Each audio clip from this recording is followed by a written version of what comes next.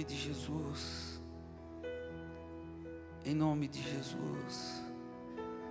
Tu és grande, Jesus, Tu és maravilhoso. Aleluia. Amém, meus irmãos queridos, amados do Senhor. Nós estamos aqui desde quinta-feira, quinta, sexta e sábado, orando, ministrando, colocando a mão sobre as pessoas, pregando. E se tem uma coisa que Deus, Ele sempre nos renova quando nós estamos, na presença dEle. Não é um fardo, não é um momento difícil, mas é um momento que você se encontra no lugar onde você foi criado para estar, na presença de Deus. Que nós fomos criados para estar na presença dEle.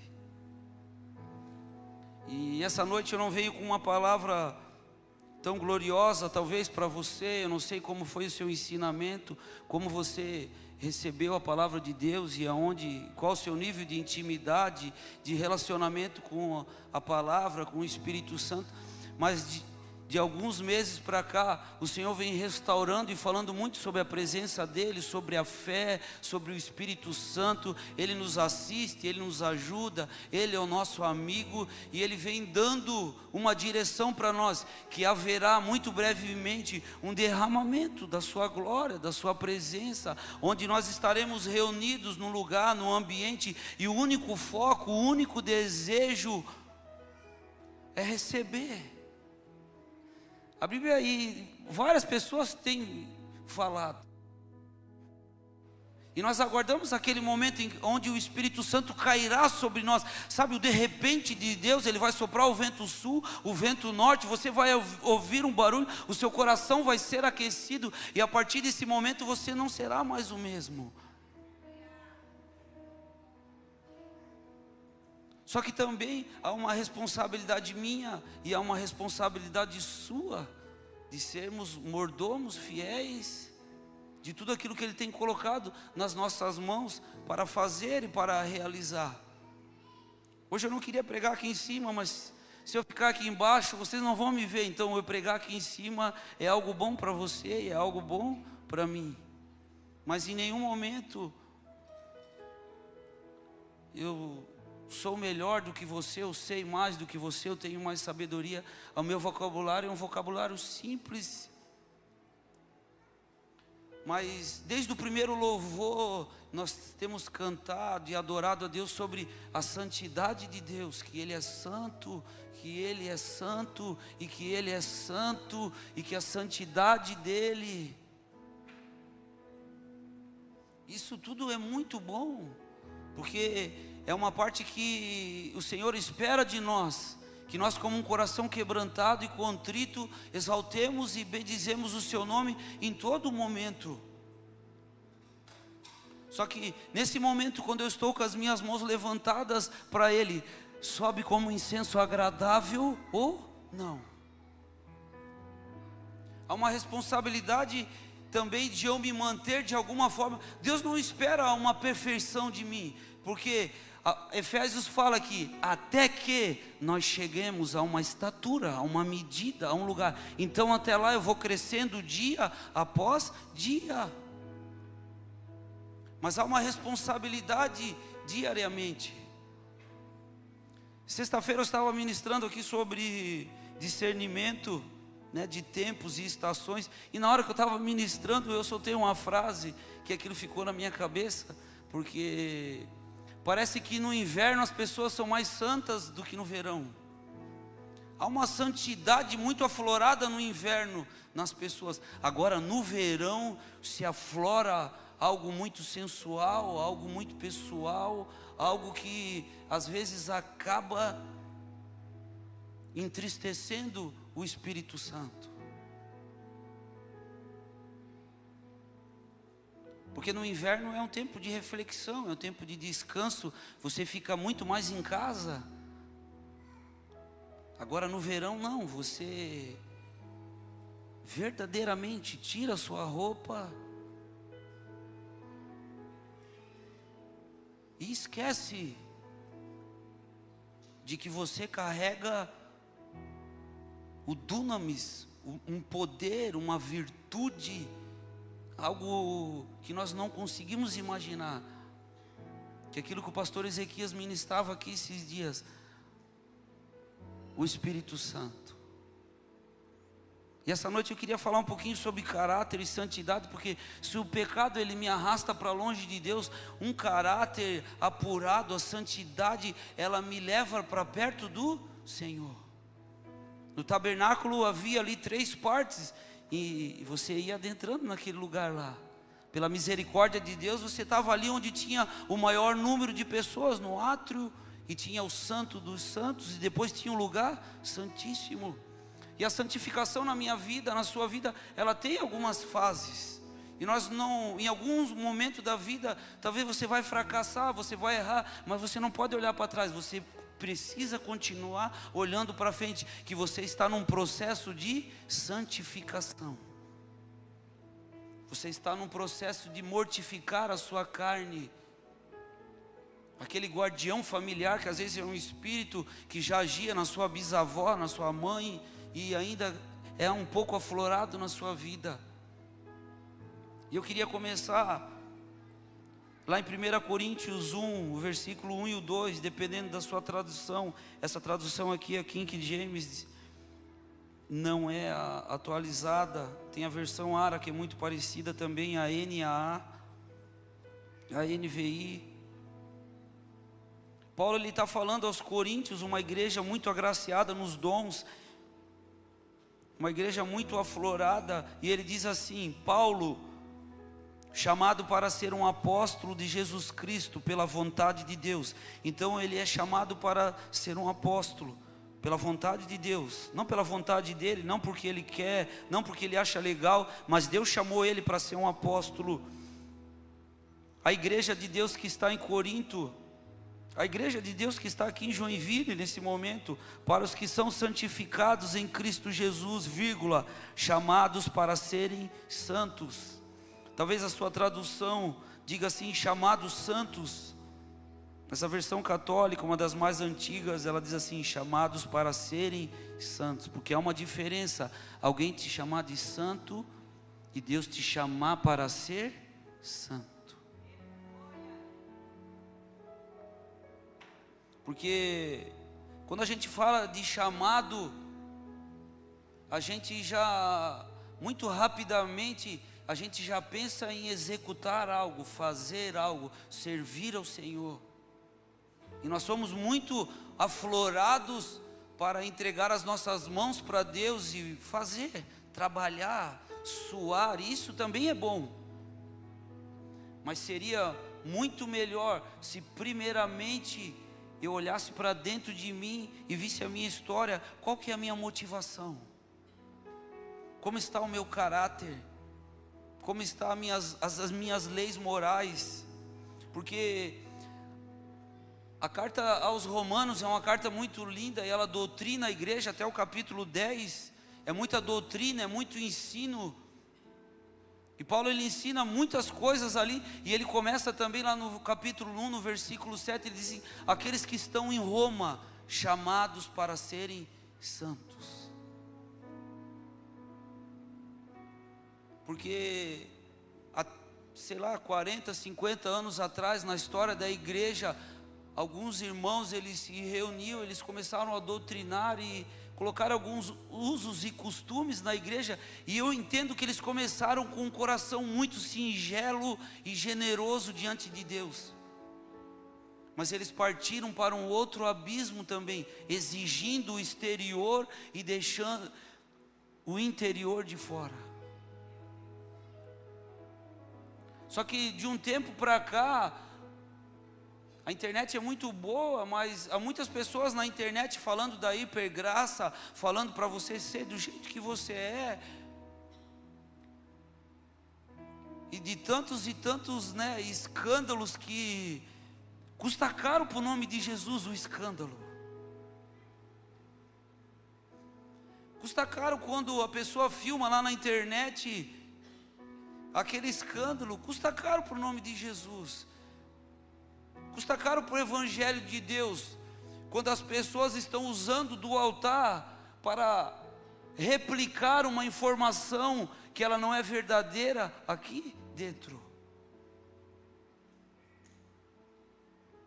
Então a igreja, ela veio para um outro lugar de abismo, onde nós temos pessoas que ensinam, pessoas que falam 2, 3 línguas, os terapeutas, os mentores, e hoje o que se mais tem é pessoas querendo mentorear. Vem aqui que eu tenho uma mentoria para você, eu lhe ensino a mudar a sua vida financeira, eu lhe ensino a colocar a sua empresa em ordem, eu lhe ensino a colocar as suas emoções em ordens. Entre na minha plataforma aqui e pague esse curso. E você faz lá no cartão em 12 vezes. E você é ensinado por uma pessoa que você nem conhece. Há poucos dias um pastor, ele foi pego em adultério. E ele era um homem que perseguia a igreja. E de tanto ele perseguir o seu líder, aquilo que ele escondia acabou vindo para fora. Porque eu não tenho uma capacidade de fingir muito tempo. Eu posso fingir algum tempo, breve tempo, talvez 1, 2 meses, mas em 6 meses eu vou acabar mostrando como eu realmente sou. Às vezes numa partida de futebol, a pessoa já mostra o seu vocabulário, as suas intenções, a sua ira, a sua raiva.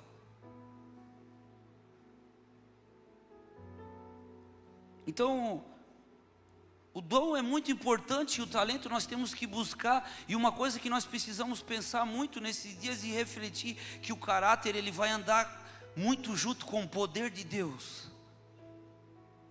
Nós queremos o poder de Deus, e é uma verdade, e Ele tem gerado essa fome, essa sede dentro de nós, de orarmos pelos enfermos, sabe, o dom dos milagres extraordinários, de você ver as coisas crescendo, mudando instantaneamente, e nós vamos viver isso nessa era. Eu viverei isso, nós vamos viver como igreja, o poder de Deus, a manifestação do sobrenatural de Deus, a glória de Deus realmente caminhando conosco.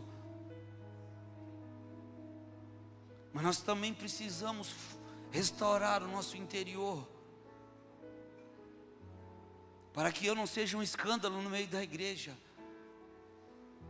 para que eu não me torne uma pedra de tropeço ao meu irmão.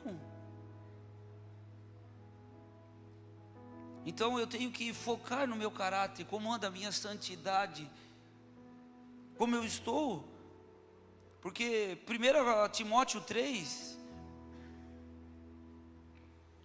do versículo 1 ao 8, a Bíblia fala assim: esta é uma palavra fiel.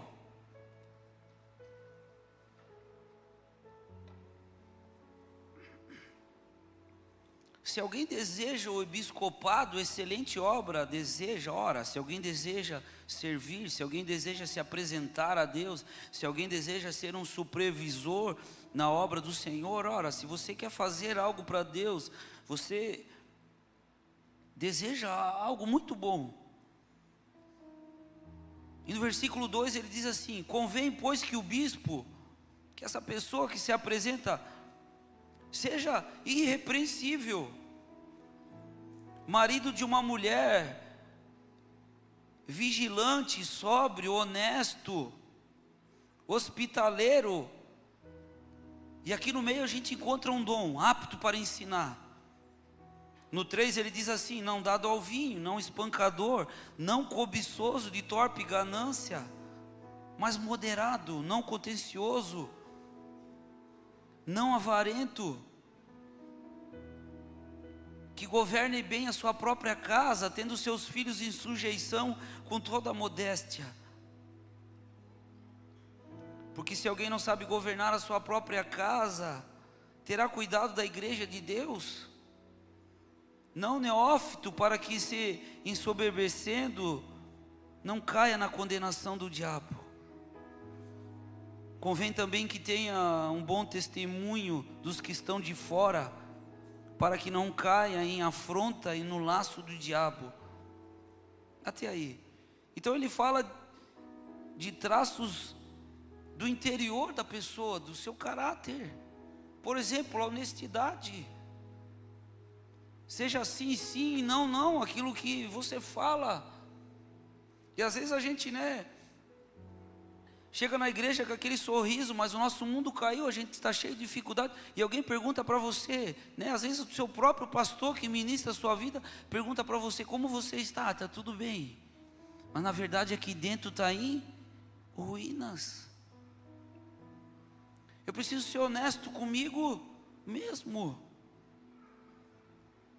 Eu preciso praticar essa honestidade, que é algo muito simples, de olhar para mim e dizer, será que eu estou bem mesmo? Será que eu posso responder dessa forma? Porque o grande problema é que nesses últimos tempos na igreja, o caráter ele ficou meio para segundo lado na igreja no Brasil. E as pessoas se preocupam com tantas coisas, Às vezes a gente está preocupado com a luz, com o som, a gente está preocupado com quem vai ministrar, a gente está preocupado, com o estacionamento, a gente está preocupado com tantas coisas. E a gente se preocupa só com as coisas exteriores.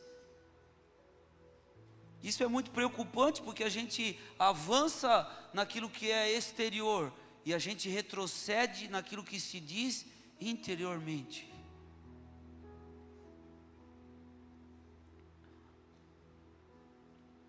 Quem deixa de fazer o mal apenas porque está sendo vigiado, não está preocupado com o caráter, mas somente com a sua reputação. Eu não posso ser uma pessoa diferente, longe, por exemplo, da minha esposa, da minha família, o pastor chegou, agora a gente muda a brincadeira, a gente muda o tipo de conversa, a gente para de falar daquilo que a gente estava falando, ou longe às vezes, dos holofotes da igreja, do líder, da esposa, nas suas conversas de WhatsApp, nos seus vídeos, naquilo que você vê, ouve, naquilo que você fala, naquilo que você é, quando você está longe da câmera terrena. Mas há uma câmera nos céus que ela está em todos os lugares, em todos os momentos, olhando para mim e olhando para você. Quando na verdade Zaqueu ele sobe naquela árvore e ele deseja ver Jesus. Zaqueu ele tem uma vida um pouco difícil na sua questão financeira e ele deseja ver Jesus, e Jesus olha para ele e ele se esforça para ver Jesus, porque talvez ele seja, assim no meu tamanho, bem forte, bem grande. E aí ele sobe numa árvore para que no meio da multidão ele consiga ver Jesus. E Jesus olha para ele e vê que ele tem coração para mudar. Jesus olha e vê para ele, não, esse camarada ele quer mudar de vida. Então Jesus fala para ele assim, olha, hoje eu entrarei na tua casa, importa que eu passe a noite. Se você é de outra região, que eu pose na sua casa. Mas Jesus ia passar um tempo lá na casa dele. Só que quando Jesus entra na casa de Zaqueu, ele logo tem um encontro com Deus e ele já fala algo para Deus, Senhor, se eu roubei, tu não sabe, mas se eu fiz algo de errado, eu vou restituir 4 vezes mais. A salvação não entrou quando Jesus entrou na casa dele, mas a Bíblia diz que agora entrou salvação. Jesus fala, entrou salvação aqui, porque tu mudou a tua forma de agir, de pensar, o teu coração foi mudado. Romanos 12 diz que eu não posso me conformar com o mudo, eu não posso me conformar com aquilo que está acontecendo, mas eu preciso renovar minha mente, eu preciso renovar o meu coração, eu preciso mudar um pouquinho hoje, e amanhã eu mudo mais um pouquinho, porque ninguém muda sobrenaturalmente de uma hora para outra.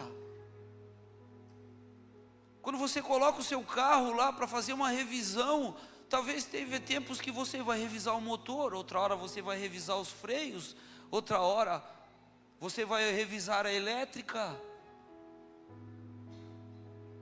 Então, em cada estação e parte da nossa vida, Deus Ele quer mudar algo dentro de nós. Por isso, deixa o Espírito Santo gerar algo dentro de você hoje. Porque você não precisa fazer uma grande obra. Se a gente for lá na sala do Kids e perguntar sobre Noé, o que as crianças vão lembrar de Noé? Da arca. Porque a arca é algo espetacular. Sem serrotes, sem tico-tico, sem aquelas outros maquinários lá, sem furadeira, sem machado. O cara constrói algo que a gente não consegue imaginar durante um tempo que a gente não imagina.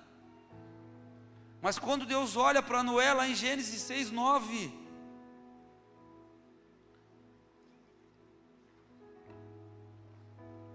Deus não vê uma grande obra em Noé, Ele diz assim: são estas as gerações de Noé. Noé era um homem justo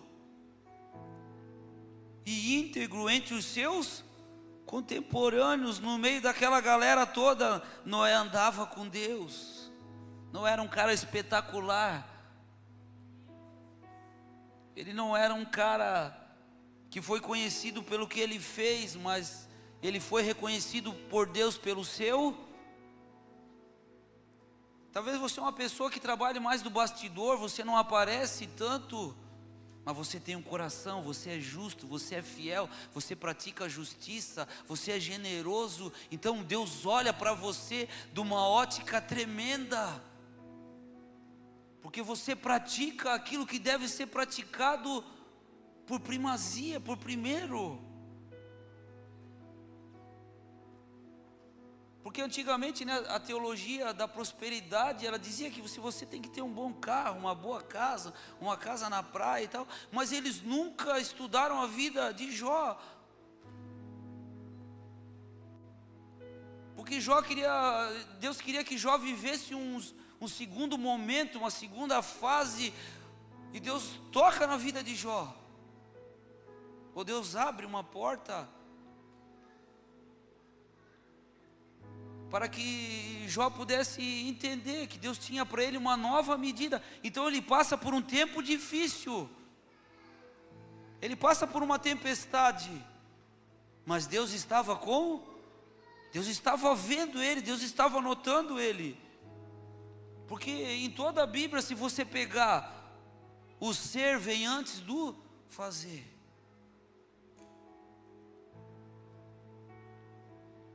Como que eu vou ensinar alguém sobre a Bíblia se eu nunca li ela? Como que eu vou ministrar o casamento de alguém se o meu casamento está todo enrolado? Como que eu vou falar de dízimos e ofertas para alguém se nem eu pratico?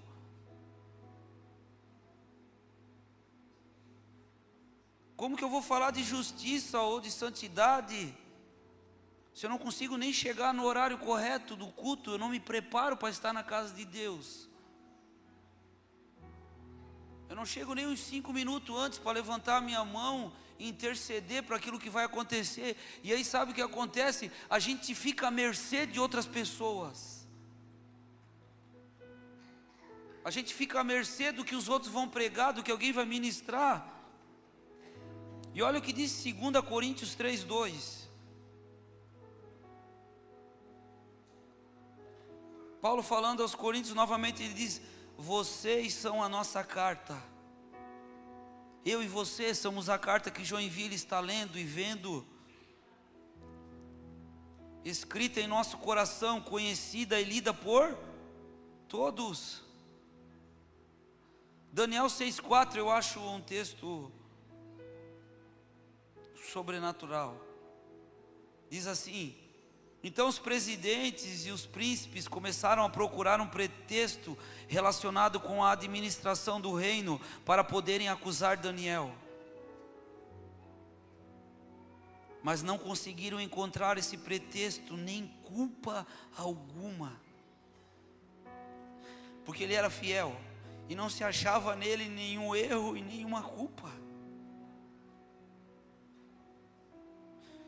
Agora imagine um grupo de pessoas investigando a minha vida.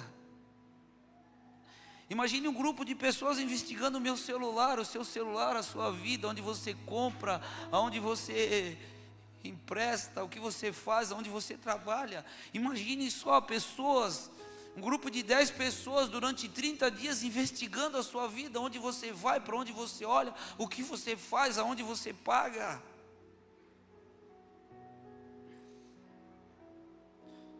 Daniel era um jovem que vivia no meio das orgias. A Babilônia era um lugar terrível que a gente não consegue imaginar. O povo pagão, eles colocavam seus próprios filhos no fogo. Eles cultuavam o corpo, eles tinham tempo para prostitutas.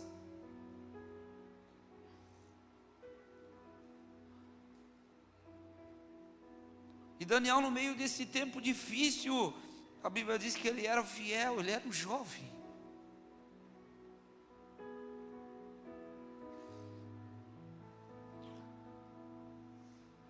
Como um jovem consegue entrar num ambiente desse? Eu, como um jovem, eu vivia a pior fase da minha vida.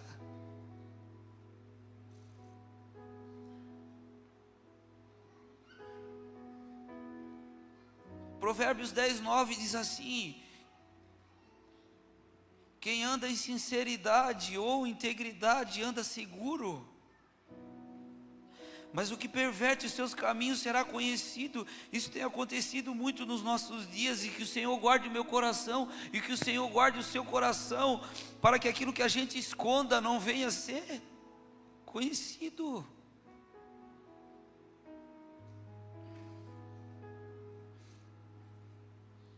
A sinceridade é um lugar de segurança.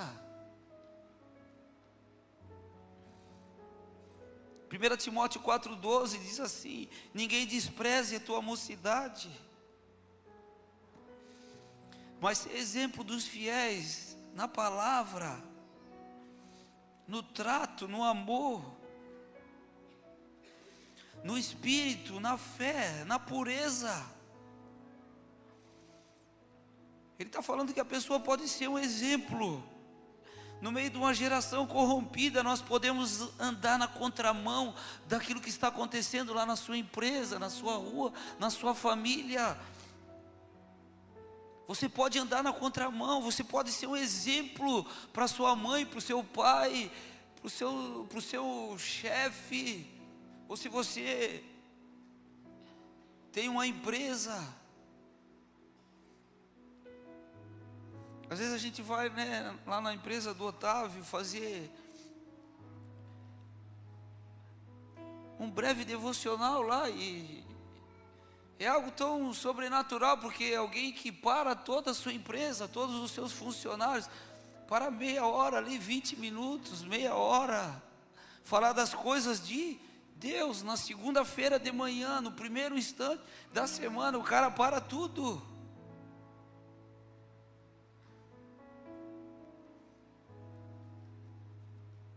E se você for numa empresa de um pagão, ele já está de manhã cedo cobrando de todo mundo uma meta. Mas Deus tem um favor para mim e para você. Deus tem um rio que sopra, e esse rio ele não para, porque se eu conseguir de alguma forma ajeitar a minha vida, eu não falo de perfeição aqui, de utopia, eu falo de ter um coração desejoso ainda que eu esteja naquele buraco, mas eu não estou contente com o meu pé nesse lugar errado, eu preciso mudar, eu quero mudar, Senhor, me ajuda. Nós precisamos clamar para entrar nesse lugar, para que o Espírito Santo seja derramado, para que nós possamos viver realmente um avivamento duradouro, não como antes, em que as pessoas queriam dominar. A Bíblia, a mensagem, ela não é uma Bíblia, não é uma tradução muito honesta, verdade, mas o Salmo 15 tem uma interpretação diferente, eu queria ler para você. Diz assim: ó Eterno, quem é convidado para jantar na tua casa?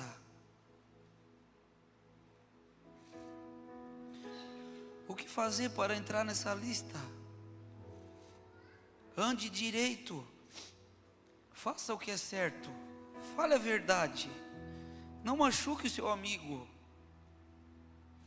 não acuse o seu próximo, menospreze o desprezível, mantenha a sua palavra mesmo quando tiver prejuízo, viva de uma maneira honesta, jamais aceite propina. Você nunca entrará na lista negra se você viver dessa maneira. Então não basta só ter talento, eu preciso ter um caráter honesto e justo,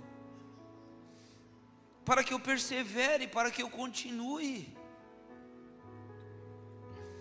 Legado é aquilo que eu vou deixar para os meus filhos. Legado é aquilo que você vai deixar. O pastor Miller, ele tem uma frase, ele diz assim: a única coisa que volta do túmulo com os que choram e se recusa a ser enterrado é o caráter de um homem. O que um homem é, o faz sobreviver, não pode ser enterrado.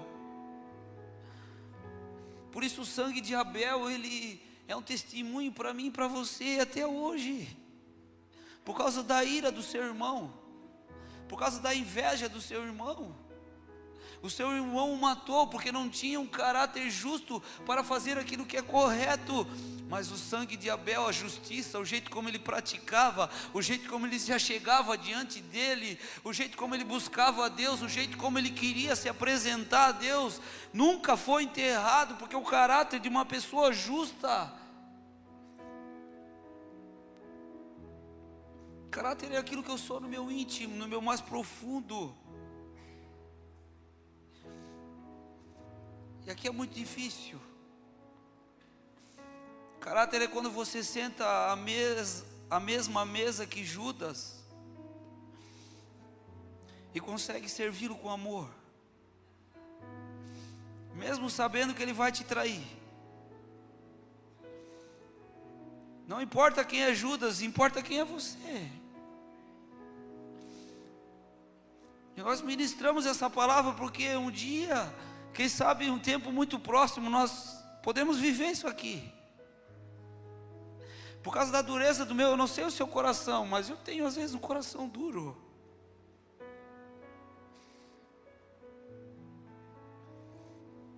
E como que você vai sentar na mesa com alguém que você sabe que já te traiu e vai te trair? Mas pela graça de Deus nós vamos alcançar esse lugar. Nós precisamos almejar esse lugar, para que eu não precise ficar convidando os outros a vir à igreja, mas as pessoas olhando o meu testemunho, o seu testemunho, elas vão querer ter algo, porque elas estão vendo um brilho, um jeito diferente, uma maneira diferente.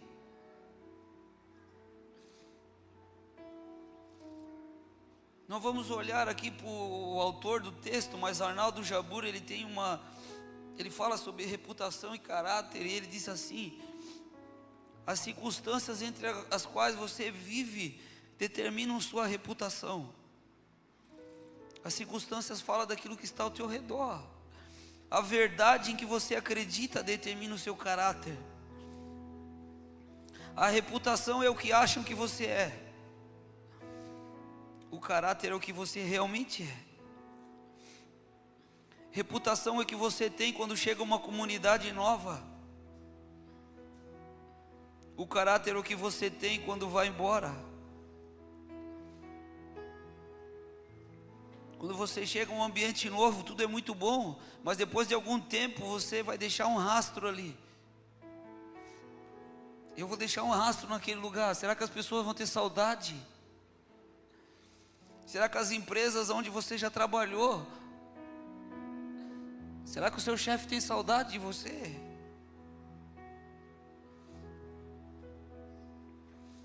A reputação é feita em um momento. O caráter é construído em uma vida inteira. A reputação torna você rico ou pobre, agora o caráter torna você feliz ou infeliz. E aqui é muito profundo. Reputação é o que os homens dizem de você junto à sua sepultura. Caráter é o que os anjos dizem de você diante de Deus. Quando Hebreus 1:3 fala que Jesus é a imagem de Deus, essa palavra imagem diz que é o caráter. Jesus era o caráter de Deus na terra. Tem uma passagem que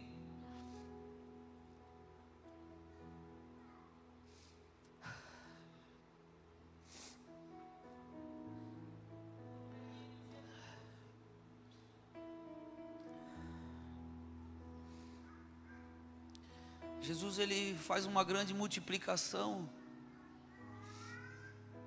e depois eles recolhem aqueles cestos, e a Bíblia diz que ele manda os seus discípulos para outro lugar e ele fica ali.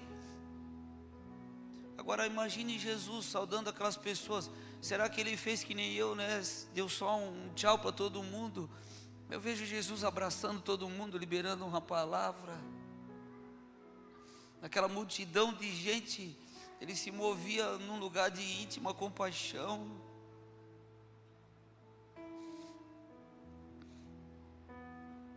O pastor Hernando Dias Lopes, ele diz assim: moralidade pública sem piedade secreta é como um corpo sem alma. Então a minha moralidade pública, se eu não tiver uma devoção no secreto, se não for uma verdade, eu sou um zumbi andando para cima e para baixo, sem vida, sem verdade. Porque o que me torna verdadeiro, o que me torna vivo na verdade, é a verdade de Deus dentro de mim. Mais uma vez eu falo, não falo de perfeição, mas eu falo de uma responsabilidade que eu e você temos como igreja nessa cidade, de tantos e tantos escândalos das igrejas grandes, dos grandes movimentos.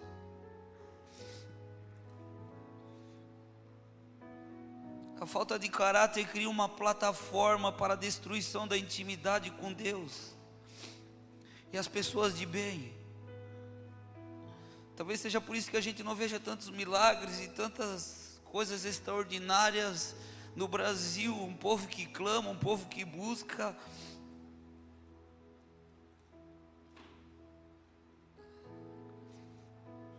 Segunda Reis 4, do 8 ao 11.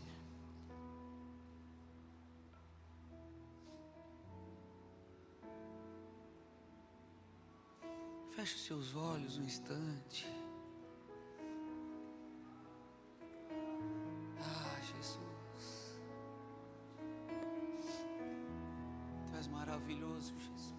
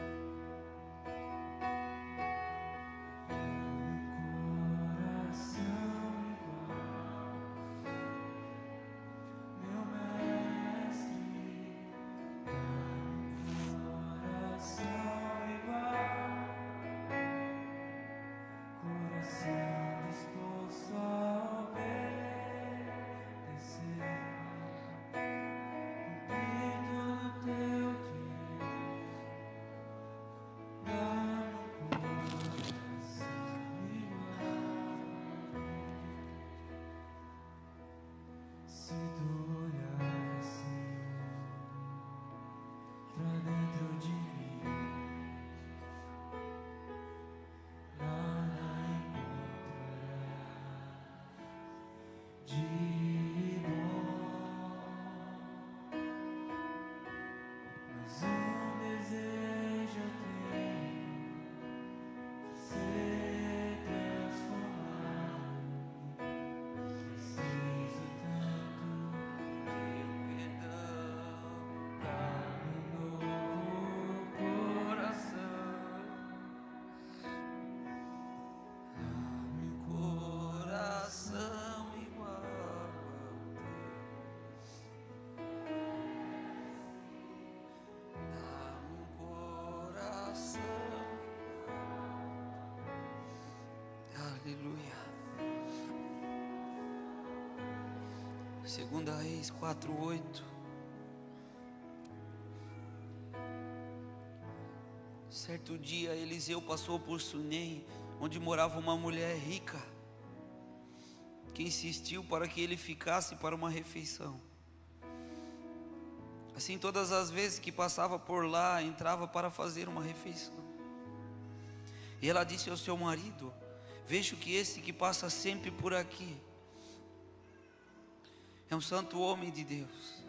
Vamos fazer um quarto pequeno no terraço da casa e colocar nele uma cama, uma mesa, uma cadeira e uma lamparina. Assim, quando ele vier à nossa casa, poderá ficar ali. Um dia, vindo o profeta para ali, retirou-se para o quarto e se deitou. Aqui a gente vê a passagem de Eliseu, um homem de Deus. E a gente vê uma mulher rica. A Bíblia só fala que o seu marido já era um homem velho. Então, se ele era um homem velho, não fala que ambos eram velhos. Então eu posso dizer que ela era uma mulher mais nova, rica. E a mulher, ela tem algo, né, muito mais apurado do que o homem, para notar as insinuações não verbais. O homem é meio burro, ele precisa olhar e olhar muito. Mas a mulher, às vezes, num piscar de olho, ela já viu, ela já discerniu o que ela precisava ver.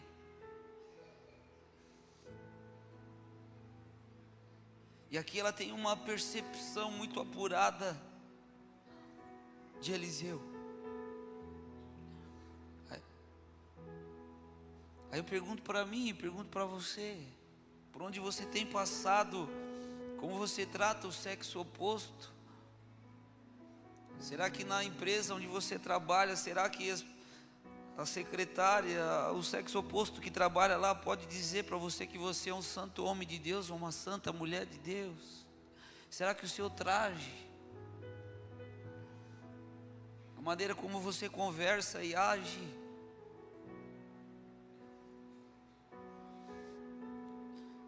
será que alguém pode ter uma percepção assim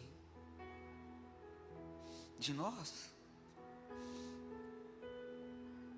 Será que alguém pode chamar você de santo homem de Deus? Nós almejamos esse lugar aqui. Nós almejamos praticar as boas obras e que as pessoas possam ver em mim e você. Aí vai um santo homem de Deus, aí vai uma santa mulher de Deus, que pratica a justiça, que é verdadeira, que não se insinua.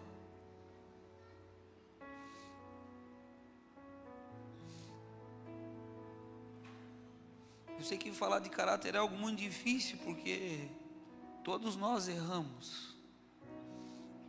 É um tema muito delicado, mas todos nós, nessa busca, nessa caminhada, a gente precisa desenvolver isso, nos esforçando a cada momento. É um esforço contínuo. A gente não pode desanimar, a gente precisa perseverar.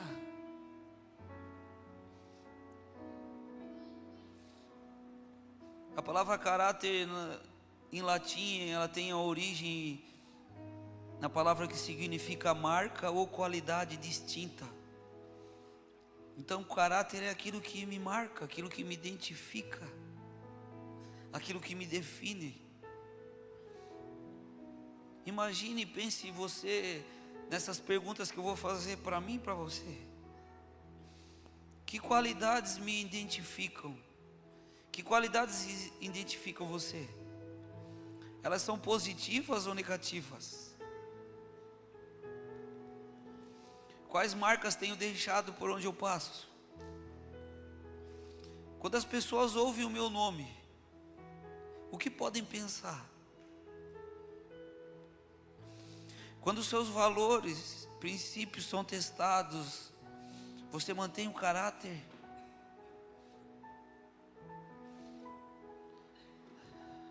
Diante das pressões da vida, como você se comporta? Será que eu estou disposto? Será que você está disposto? Porque tem momentos que a gente vai doer na carne, a gente vai sofrer na alma, mas o nosso espírito vai se alegrar porque a gente agiu corretamente. Ter caráter vai valer a pena, porque o caráter é o seu destino. Se você atentar bem, você vai perceber que o maior obstáculo para o sucesso de alguém é a falha de caráter.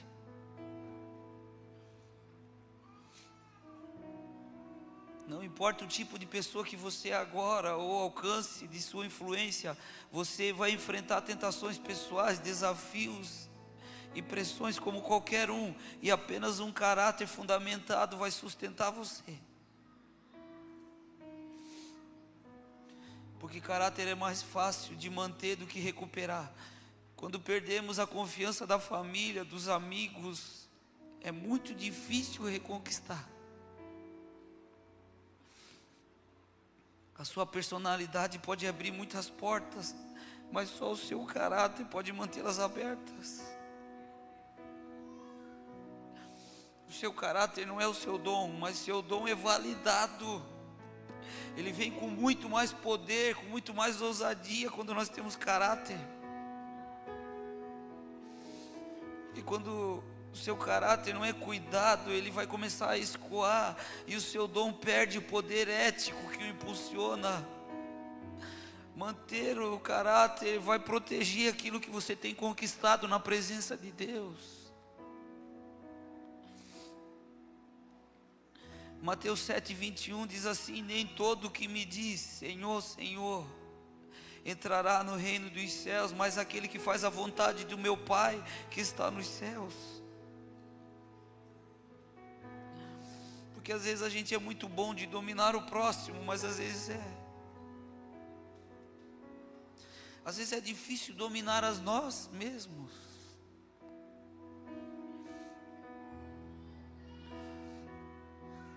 Os defeitos de caráter de uma pessoa se manifestarão com frequência quando ela receber poder, posição, riqueza.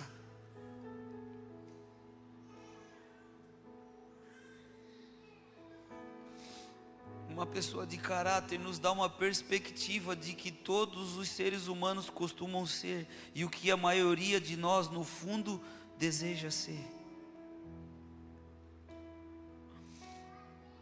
Vitor Hugo, ele diz assim: mude de opinião, mantenha seus princípios, mude suas folhas, mantenha suas raízes intactas.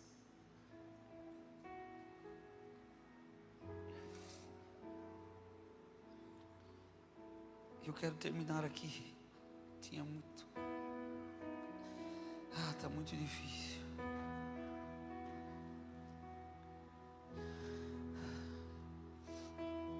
Agora imagine Eliseu,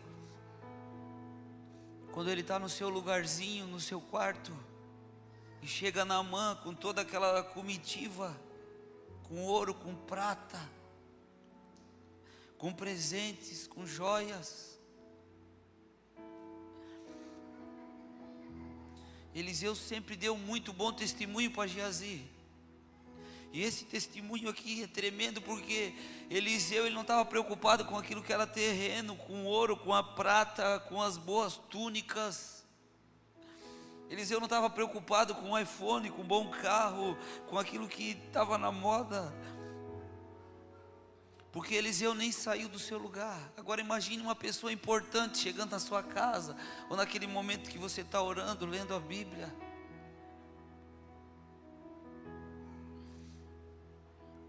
Eliseu nem se moveu, ele mandou o seu moço, vai lá e fala, se ele quiser ser curado, ele vai lá e mergulha 7 vezes no Jordão,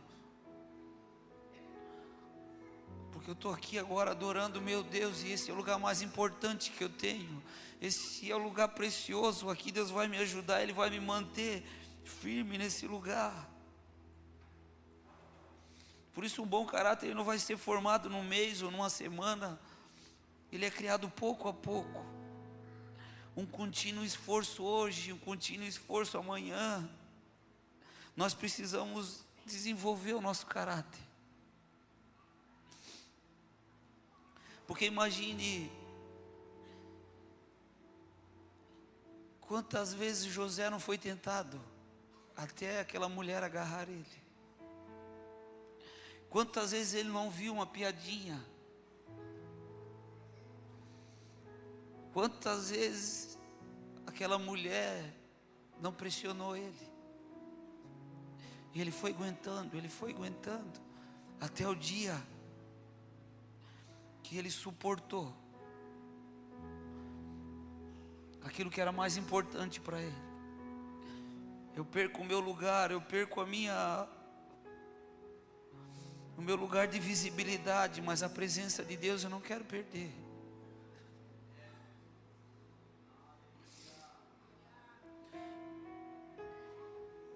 Muitas coisas podem ser importantes para uma pessoa mundana,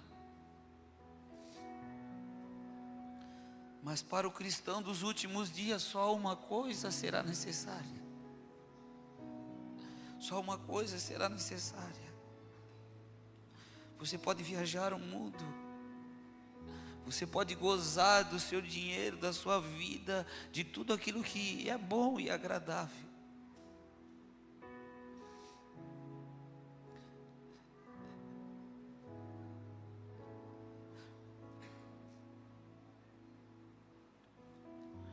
Quando a gente fala de um bom caráter, a gente quer elogiar pessoas com atitude como essa: honestidade, fidelidade, integridade, sinceridade e coisas semelhantes a essa.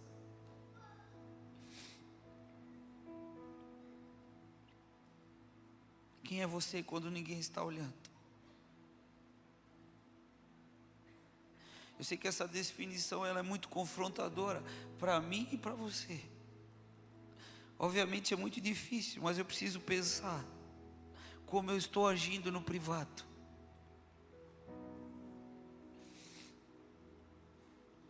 Porque vai chegar uma hora que nosso caráter vai ser revelado se eu não cuidar dele. Por isso eu quero convidar você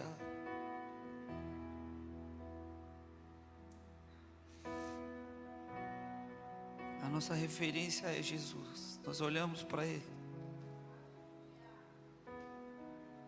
Nós olhamos para Ele e desejamos.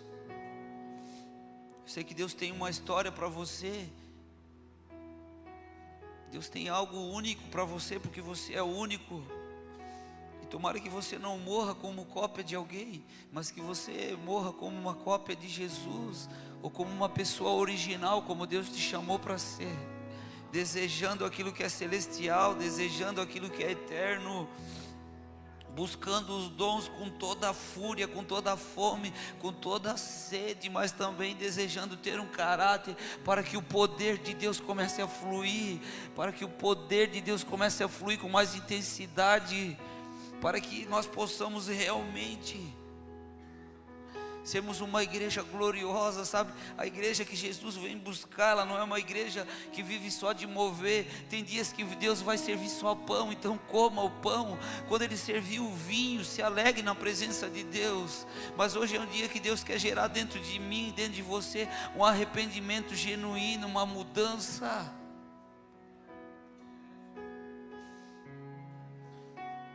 Em algum lugar, em algum momento, você precisa mudar. Eu preciso melhorar como pai, como amigo. Todos nós, em alguma área, nós precisamos melhorar. Por isso eu não estou aqui afrontando você, mas eu quero que o Espírito Santo, de alguma forma, gere uma mudança no teu interior. Que muito pior é para mim que estou aqui ministrando isso e certamente serei confrontado. A quem muito é dado, muito será exigido.